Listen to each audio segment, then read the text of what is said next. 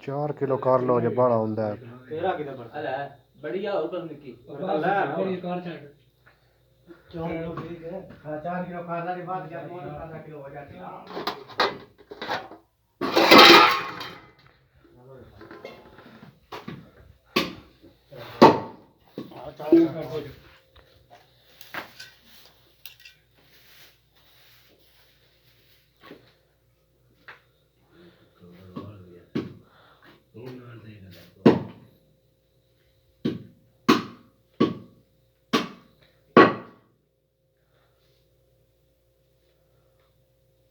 तो ना तेरी हां वो देखा ये दे पास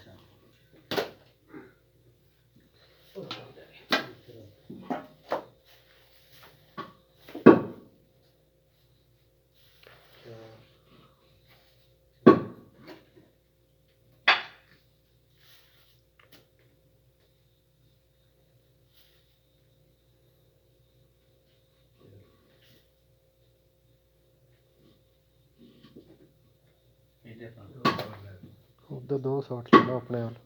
ਹੁਣ ਉੱਤੋਂ 60 ਲੈ ਸੇ ਨਾ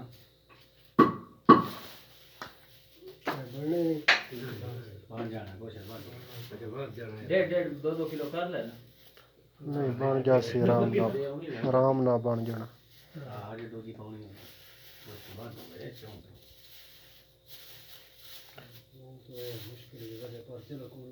चढ़ा गठिया तो वड्डी गठिया कहीं तो बोटी तरी जासी ना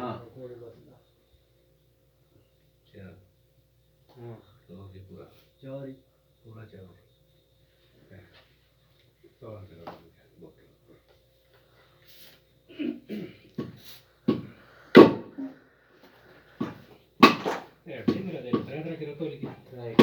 वजन ज्यादा होना अड्डी जड़ा चलो 3 किलो कर लो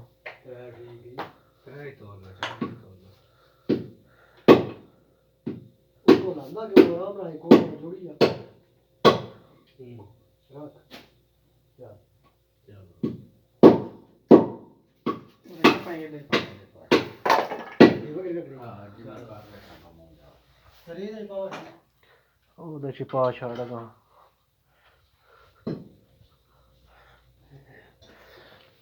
ਇਹਦੇ ਚ ਕੋਈ ਵੱਡਾ ਕੋਣ ਪਾਣਾ ਕੋਈ ਨਹੀਂ ਬਣਦਾ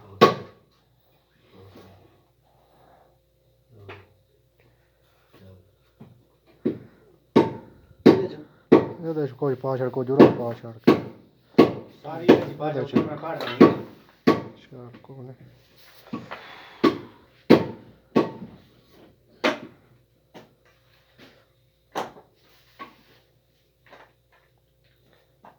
तेरे के आ देख चले और देख ये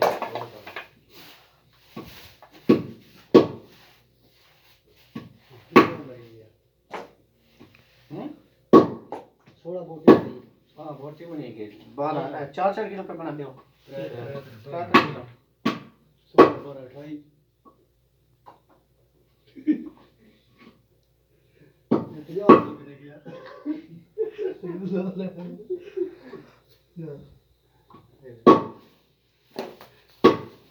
ये 50 पता की करना है कंडे दरा तोड़ दे उससे बोला नहीं आई पड़ेगा ये नहीं आ और तो 50 पक्का ही ना और नहीं दो बोटियां 18 दियां 7